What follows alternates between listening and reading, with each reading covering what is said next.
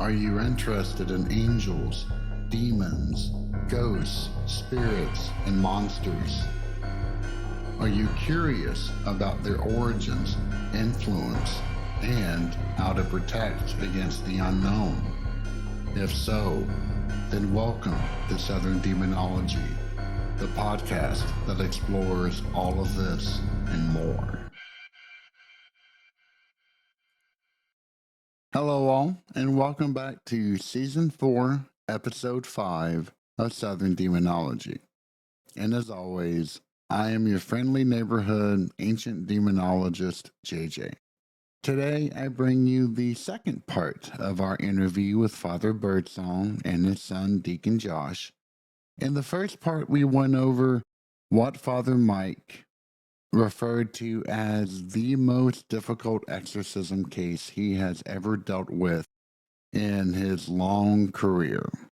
Then we're going to switch topics a little bit and go over not only some dangerous words that you can find on social media, but also some of his reactions to a very spoiler-filled review of the movie Nefarious. If you haven't watched it yet and you want to stay completely away from any reveals, any details, then you may want to skip that part. But we do go over some of the things that we both liked, didn't like, and some of the finer theological aspects of that movie. And I think it is a really illuminating view on the movie itself. If you haven't heard any of the previous episodes about it, Nefarious is a recently released movie which focuses upon demonic possession and follows my one rule that I really look for when it comes to films about this genre. And that is, you don't need a ton of subplots or fluff to go along with it. And that is exactly what this movie delivers. And then finally, we go over some questions that Father Birdsong has about the Book of Enoch and the Nephalim. I really hope that you enjoy this final part of our conversation around demonic dolls. So sit back, relax, and enjoy Father Birdsong, Deacon Josh, and some of our collective thoughts. This might be a little fortuitous. While we were on a small little break, I happened to run across a video of another podcast host and creator that I follow. A really lovely woman who I've heard in a podcasting event that was held for other podcasters virtually a while ago. And she was just kind of reminiscing about demonic possession. And she's like, you know what? I have all these problems. What could a demon really do to me if it came knocking at my door? If anything, I probably learned some new skills. And just that thought sent chills down my spine. I'm like, well, you're kind of sacrificing the core of your being. You are subjugating your free will to the will of something that actively hates you. And I wanted to see if you had any thoughts about that. What was the main sin of the light bearer, Lucifer? Pride. That whole statement that she said to me showed pride. And of course, that's why in the scripture it's considered one of the 7 deadly sins, because you believe that, okay, well, I got all this. What's this person going to teach me? In other words, she put herself in a position, to me, what it sounds like, that she can't be taught anything new. Although she said, I'll just learn something new. You want to talk about doors? You start challenging them. You can go out and challenge a demon if you want to, but I can guarantee you that it's not going to work out too well for you.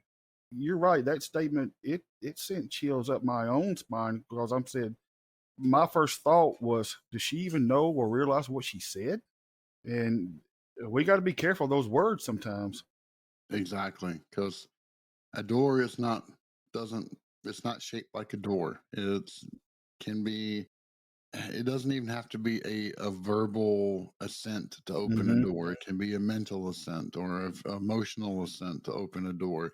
And once it's open, now I'm not saying every door has a demon behind it because that's entirely too simplistic, but you never know what is going to be hiding behind any particular portal that you mess around with. Exactly. And of course, there are certain doors that are much more likely to spring a lot of evil surprises on you. Playing around with Ouija boards, playing around with these social media type of pranks of, yeah, let's play the Three Kings game, or let's sit there and try to conjure the Bell Witch. And I grew up 30 minutes away from the Bell Witch's place, so we took that crap very, very seriously. To me, also, is the how do I put it? And help me out if you need to, but so many people have such a casual attitude about the supernatural now. Okay, let's talk about Nefarious for a moment. Okay. It thrilled me personally to no end that this part was in the movie, because it is the attitude of a lot of the quote unquote church today. When the quote unquote priest came in, he had already had it figured out in his mind that the guy was mentally ill. And even though Nefarious proved himself, he still didn't want to believe it. He just said, no, the guy's mentally ill. But then he got scared. Correct. And then ran out of the room. I'm like, okay, yeah, that is the most 100% accurate scene if I've ever seen one in my life. Because the world we live in over the past 20 years have become numb to the things of the spirit. We want to go out and try to find ghosts. We want to go out and try to find these, as you and I say in the South, these haunted places. Mm-hmm. We want to have fun with them instead of dealing with them. And see, that's what happened to the. We all know that once upon a time the Church of Rome had more exorcists than they knew what to do about. But then everybody got slack and stopped teaching on the spiritual warfare and demonic. They started accepting demon possession, and then we got to a point of, like I said, the past 20 years. I think the number got down to actually 6 exorcists in the United States. That's what caught my attention. That's true. And I Yeah. and I said, this can't be. We gotta start, as the church, start teaching people that you don't play around with this kind of stuff. And also the church, and see, this sounds crazy, JJ, but the point of the matter is that priest in that movie, he didn't want to believe in the devil.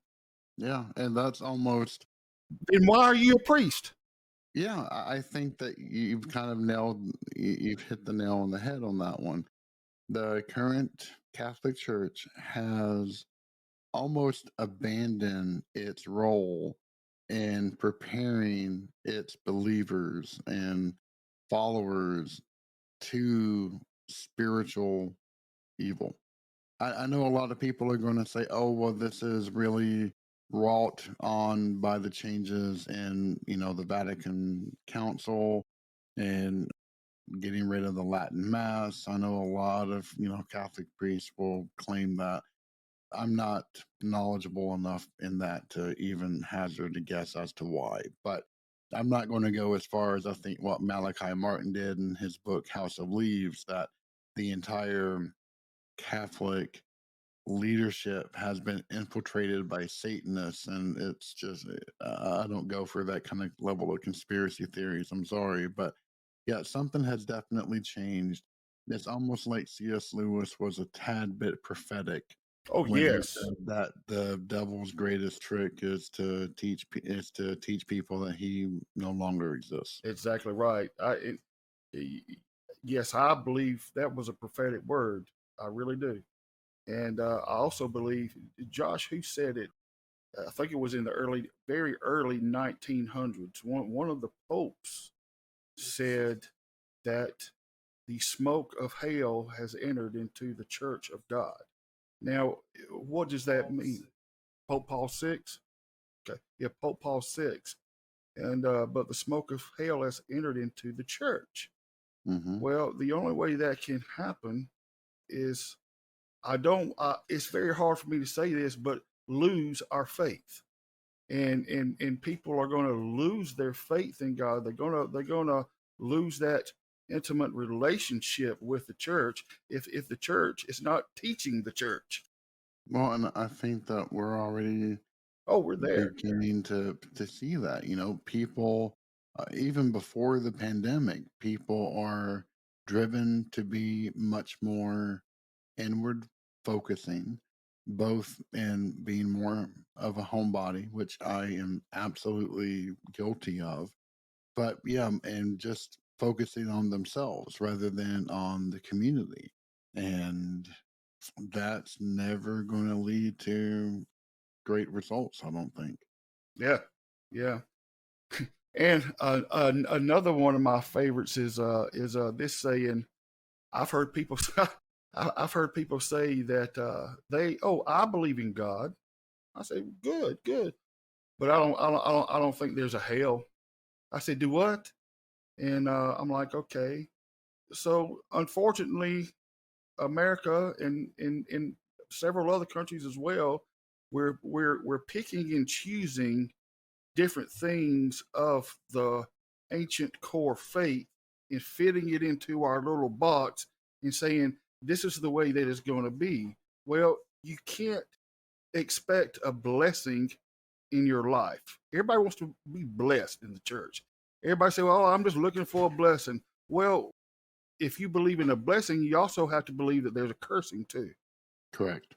You can correct me if I'm wrong, but even John Paul II stated that Oh yes. hell is not a physical place, it's more of a mental construct. Mm-hmm. And I heard that and I went, Mm-hmm. no. Hell is I mean, it may not be physical, but it has definite ramifications. It has definite things that are trying to get out into this world and curse and harm and corrupt. And yeah, I just can't understand that kind of thinking. Well, the one of my pet peeves is when I'm trying to think of it. I lost my thought. I'll come back to it later on though. Okay, no worries. Well, it had something to do with the story was being told in the Gospels, and a person that was not in Abraham's bosom, but across the great gulf per se at that time. Hmm. He cried out to Lazarus, says, "Well, can you bid Lazarus to come and just give me a touch of water on my tongue?" Now, where the heck was he then? You know what I'm saying? Yep. If you can't just accept one part and not accept the other, Right. So anyway, that's the end of that rabbit trail for me. It is for me as well. I just thought that scene in Nefarious was 100% accurate, and it I'm like, finally somebody showed something. So, what else about that movie really kind of spoke to you and perhaps was more realistic than other types of demonic possession films that you may have seen? What got me the most was you didn't see all these crazy acts. You know, the guy wasn't crawling upside down on the ceiling. He wasn't spitting green pea soup. Hmm. Some would believe that in order to say a person is demonically possessed, that they have to meet a whole criteria. And this criteria at times is looked as a checkoff list. Well, I'm very sad to say that I can be demonically possessed and never show one sign of a supernatural strength. Mm. You know, I can be so tormented in my in a oppressional possession type stage to where I'm about to lose my mind, but I'm not climbing up the walls. Right. You know what I mean? And so to me, it showed reality versus fiction. I would completely agree with that because, yeah, the only kind of effect that the demon had upon the environment was causing a light to go out in the cell in which they were in. Hmm. And even then, he said, "Oh, you never know. Maybe that was just coincidence." And I was like, I like that bit. That was really well done. The only thing that I liked it because the guy was 90% of the time he was talking to the therapist just like I'm talking to you right now. Right. And I have seen times to where somebody was saying something that they should not even know. Okay. So I mean, but even being calm, he told the guy, "Hey, you better go check on your girlfriend because you're fixing to kill number two." Well, it was number two, number three. Oh, yeah, it was number two. It showed that glimmer, and I've seen that, but I'm not going to say it has to be this way. The whole point, JJ, is to me it was just calm. It didn't put on any airs. It showed reality versus fiction, and it was just spot on. Mm. So this was the one point that I thought the movie could be taken in a negative way by viewers. So let's say that you have a group of viewers who are very impressionable and they watch this movie and they take it to be more truth than not. The fact that, you had the psychologist or psychiatrist who was talking with Nefarious, and he's pointing out, oh, humanity is much more enlightened now than where we are, where we used to be. And then the demon started pointing out all of the problems that still exist in this world. The one thing I was kind of worried about is if you had a group of impressionable viewers who took this movie to be more reality than not, they would then hold up this banner that humanity cannot advance by itself, that there's no point in us even trying to better ourselves, that because there's always going to be darkness in the world, then we are just going to be slaves to it for the rest of our existence. I understand that viewpoint. I understand that this is a movie, but that was the one area that I was like, I don't know. It was really kind of shaky theological ground. I know a lot of priests, especially Catholic exorcists, will say, unless you believe only in a biblical viewpoint, then everything's going to go wrong. I've always questioned that, but I wanted to get your take because you're a man of the cloth. I certainly am not. I wanted to get your kind of reaction to that. You're right. Here's why I say you're right, because my take is number one. You said people that may be very impressionable. Hmm. Do I believe that we need to live a godly and holy life? Yes, you know that. That's Mm-hmm. of course I do. Right. But on the other side of the coin, we have to understand that we do live in a sin-filled world, and there's not a dang thing that we can do about it. How about that? Okay. Yeah. I mean, I can live a godly, pure, and holy life, JJ. But guess what? I'm still going to be afflicted in my body Hmm. as long as I am breathing in this natural fleshly tent, or this what that guy. What did Nefarious say to the guy? Bag of skin, or what? He called the psychiatrist a bag of skin, or something like that. I Mm-hmm. thought that was funny as all get out. But he's true. As long as I live in this flesh part of me, bad things are going to happen. But the sad point, these impressionable people that we have today, they can view something like this and be totally ignorant about, hey, there is a spiritual life out there, but there's also a natural life out there because we're human beings. Hmm. it goes right back to that. You can't have one without the other. Okay. But also, I know people that are not believers. You with me? Mm-hmm. They have a great life. They're good people. They love their mamas and daddies and they pay their taxes. Okay. I mean, they're just good people, but they just don't believe the way I do. Right. And you know what? That's okay.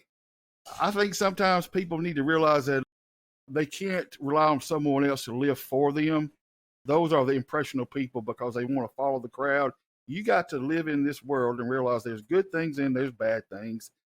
And I don't care how good you are, bad things are going to happen sometimes. And there's nothing that we can do about that. True. But Yeah. to go off to the other side of the coin and think, well, I'm living this spiritual life, so nothing can happen to me. Well, that's stupidity. Mm-hmm. I hope I answered that in some way for you. You did. And I know it's kind of like one of life's big questions. So I wasn't trying to spring it on you. Oh, no, no. No, I think that your answer is perfectly logical and reasonable, and I agree with it entirely. So yeah, thank you for that. Oh, no problem. The one thing that I did think that the movie executed brilliantly was showcasing the sheer, not disdain, but hatred that the preternatural has against humanity, Mm-hmm. and how they will do anything to corrupt us and to divorce us from God because they were slighted.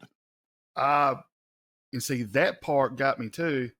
Somebody had to do some homework on that part. They did. The only thing I was worried about is they seem to begin and end with Milton more so than anything else. And I'm like, that I don't much like. But yeah, I agree that there was some serious research done for this film. And see, that's the part that I like because when he was talking about how we were nothing but that bag of bones or whatever he called the psychiatrist stuff, that it does show the disdain that the enemy has for us. And someone had to go back and really research the fall of Lucifer to get that far and to know how much hatred. Lucifer, he was right. He was the light bearer. He was the top creative thing that God created. He was the man. And now all of a sudden, God creates the race of man. Well, I'm not good enough for you, you know? And so that's when Lucifer said, okay, fine. I will ascend. I will do this. I will do that. You've obviously turned your back on me. So I'm turning my back on you now. So someone did a lot of homework on that part. Yeah, very, very true. I think the only thing they could have done better is maybe bring in what Gabriel says in the movie The Prophecy, where he calls humans talking monkeys. Talking. Oh, that's a good one. I like that. That was a good one too. I like that. Yeah, man. Any other thoughts or ideas that you had around the movie? Yes, the ending, the very ending. I hated that, but that's me. I thought they tried so bloody hard to open the door for a sequel, and it was Now, kind of an afterthought, and that's what irritated me. It wasn't the fact that the demon spoke to him again. It was just, oh, I walk out the door from the television interview, and oh, here's a homeless person just speaking to me like normal. I'm like, I don't know, but you're right. I do get that point, but on another thought, you may like this as well. He walks out. The possessed person is physically dead now, right? mm-hmm. He walks out after talking with the warden or whoever it was, and this homeless person that he gives what a $20 bill or something to, or something like that. He may not get anyway. Spoke to him. You know, Nefarious did it again. Spoke to him. That showed me that no matter what you do, and this is true, no matter what you do, if you don't clean up in your house and around your house and keep it clean, they can come back.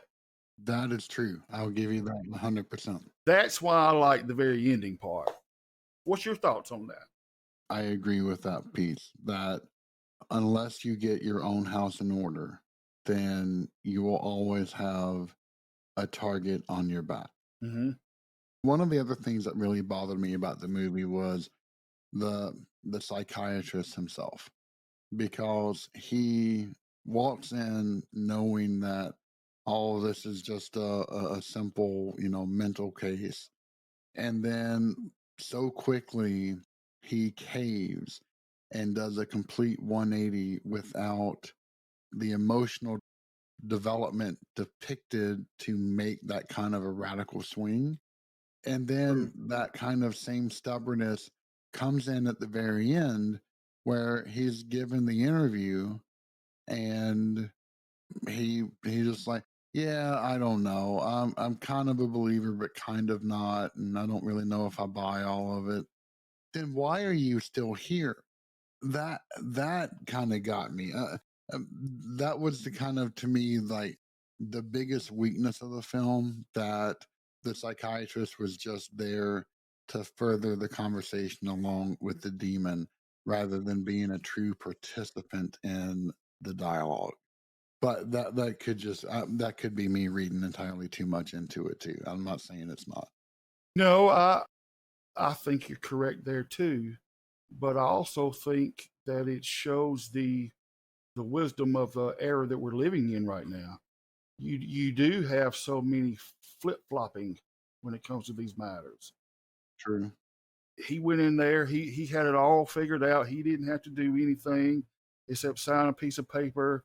He talked to him for a little while, and like you said, then all of a sudden, boom, whoa, wait a minute, you're not mentally ill.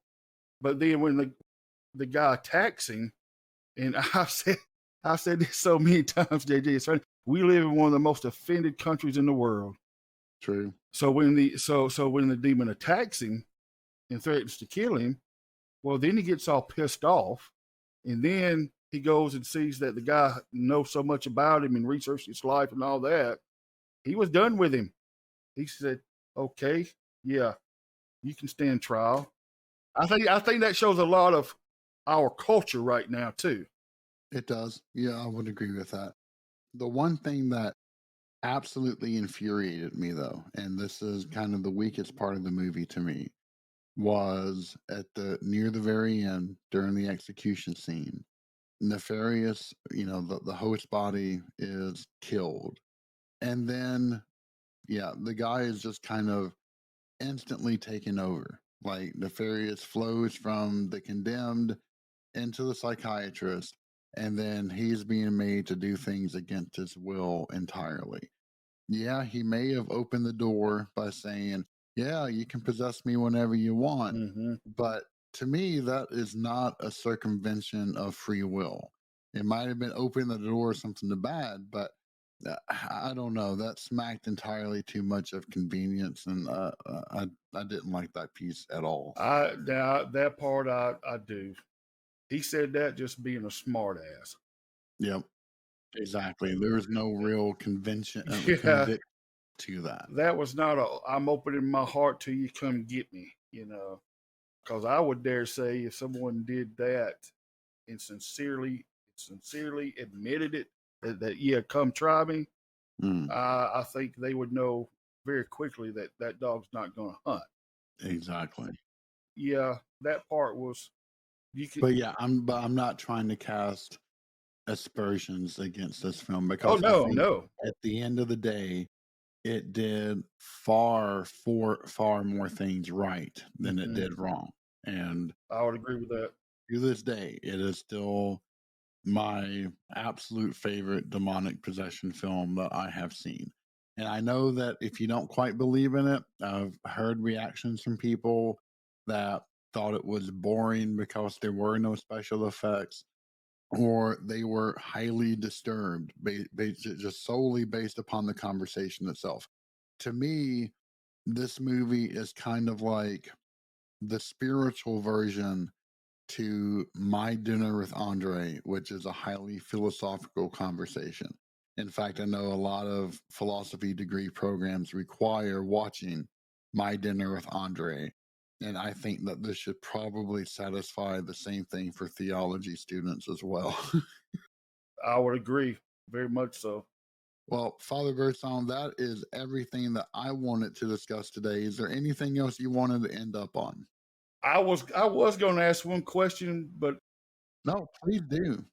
it may cause us to go down a rabbit hole. Oh, I'm fine with that. I'm not trying to wrap this up prematurely. Well, on the subject of what we've been talking about with the case, I mean, even the movie, Mm-hmm. it sparked something in me the other night, and I started listening to the Book of Enoch again, Okay. and about the Nephilim and this and that and the other. I've heard two sides of the coin there.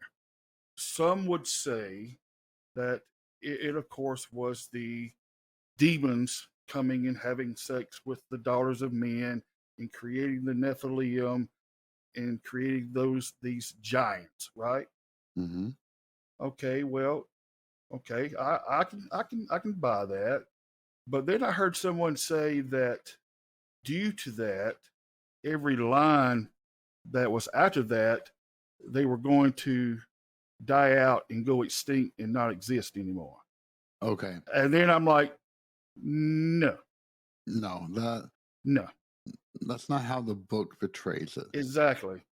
You had a group of, for those who are not familiar, Book of Enoch is a pseudepigraphal work that was briefly considered to be canonical by at least the Essenes, which was the group from that were responsible for producing the Dead Sea Scrolls. And they had two books that are no longer considered canonical as part of their repertoire. And that was the Book of Enoch and the Book of Jubilees, both of which attempt to clarify Genesis 6, which has long been discussed and never fully understood. Yep. Anyway, in the Book of Enoch, there is a group of angels called the Watchers that were sent by God to look over the generations of man. And I'm not trying to be non inclusive in my language, I'm just literally going off from the quotes here. They see that the daughters of man are comely and beautiful, and they decide to bind themselves in a curse. And that is the exact phrase that's used in the Ethiopic text. And there is a leader. There's many different pronunciations for his name. It's actually spelled several ways in the text itself. But I'm just going to say Semyahaz.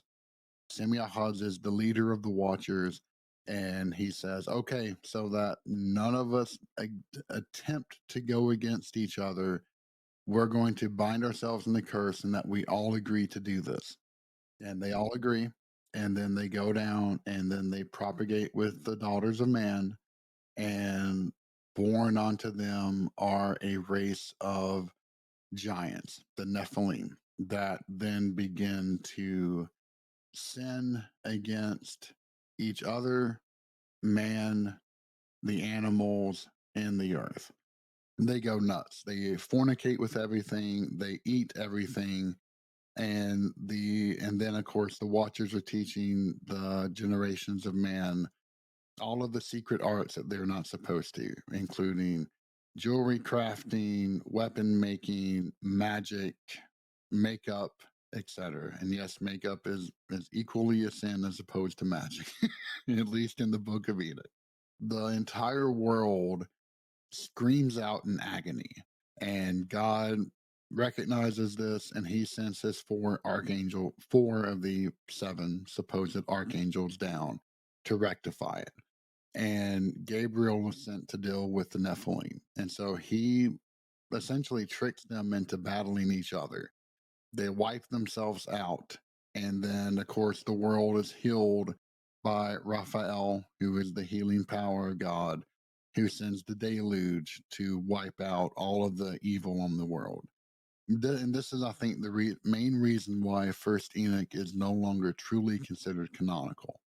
And it's because of the fact that even though God wiped out the world with the deluge and essentially hit the reset button, it never reset the Nephilim because they lost their physical presence.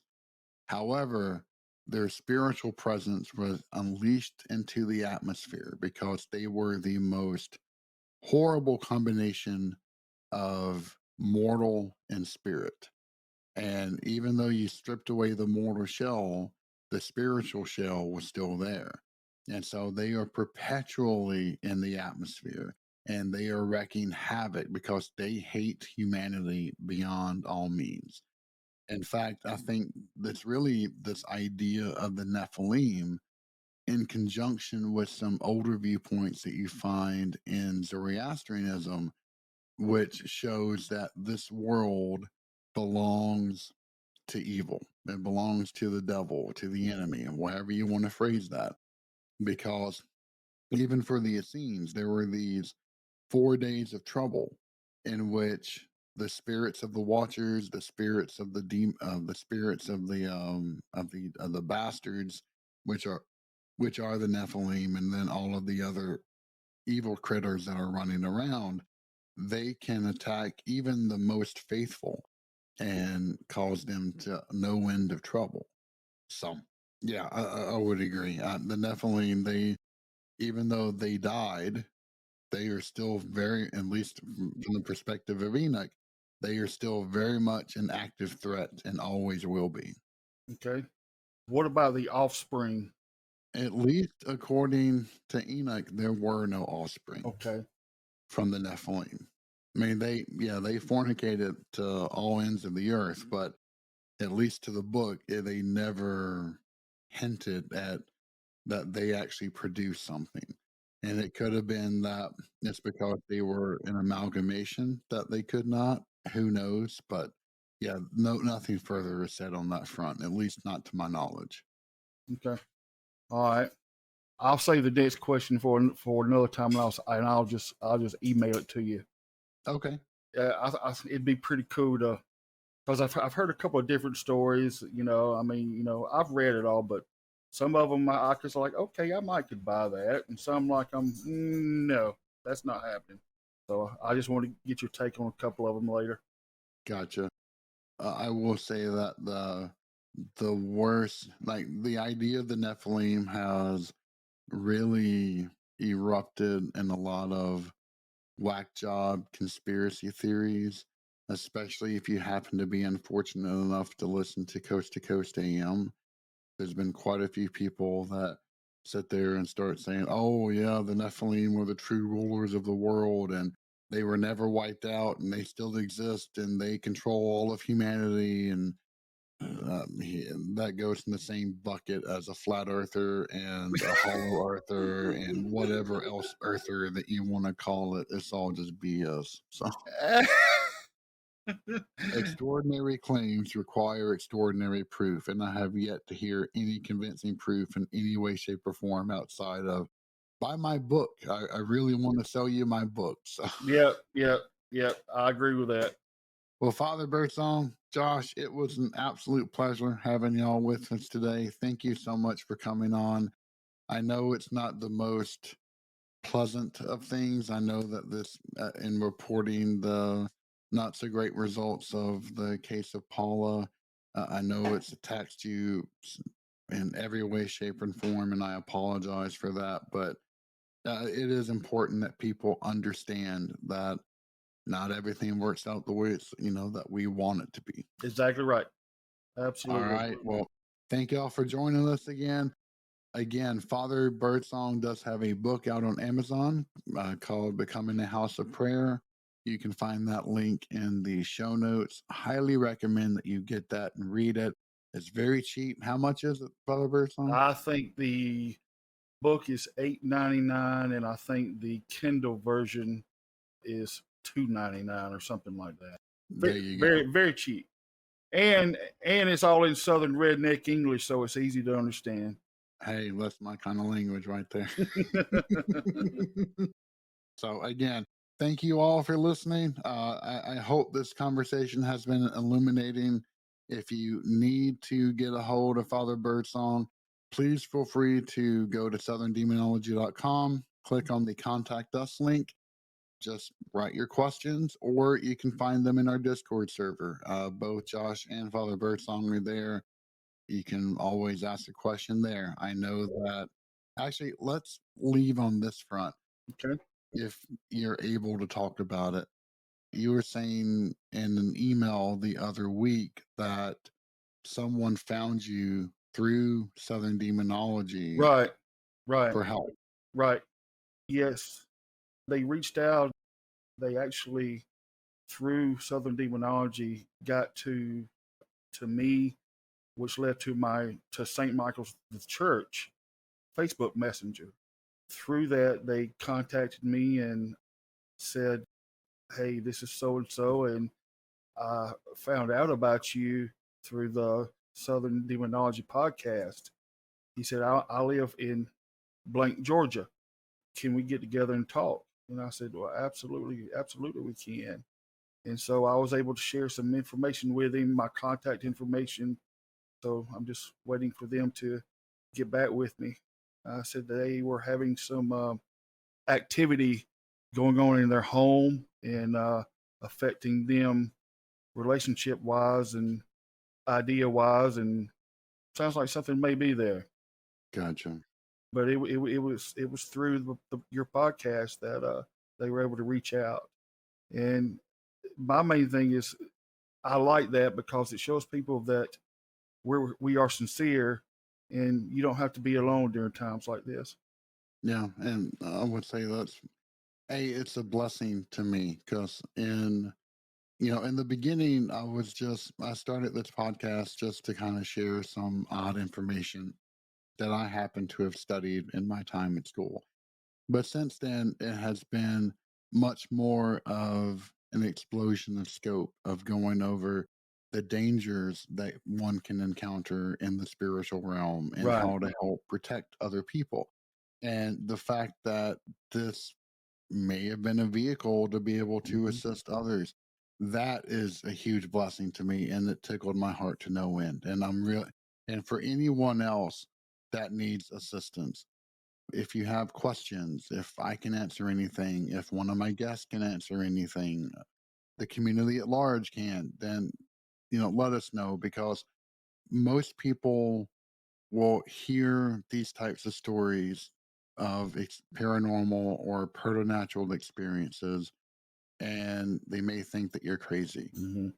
We do not, because we know how lonely these types of things can be. Who would ever believe me if I encountered X in my house or in my life?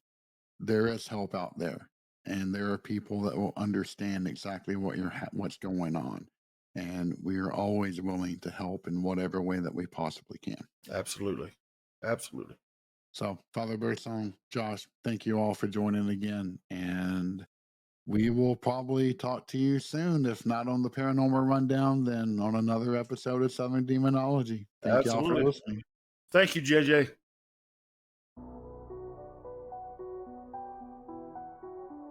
Thank you for listening to Southern Demonology. Find us online at southerndemonology.com, which offers links to all of our social media and episodes. Southern Demonology is solely owned, produced, and edited by myself, and the intro and outro music are composed by me as well. If you have a moment, please rate, like, and share this podcast, as it is the best way to help support my work. As always, I am JJ, and it has been a pleasure to speak to you today.